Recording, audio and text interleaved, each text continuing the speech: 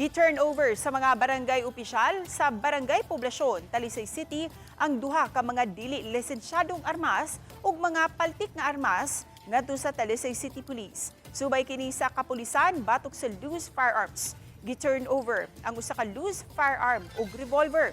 Gi-surrender kini sa residente sa barangay sa miaging semana kinsa wala na magpaila.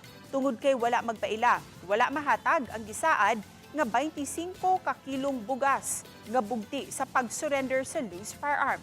Hinumduman sa yuning bulana, nagpatabang si Police Lieutenant Colonel Homobono Sayon sa mga barangay kapitan sa pag-agni sa nagtiner ug paltik nga mga armas nga ipa-surrender kini.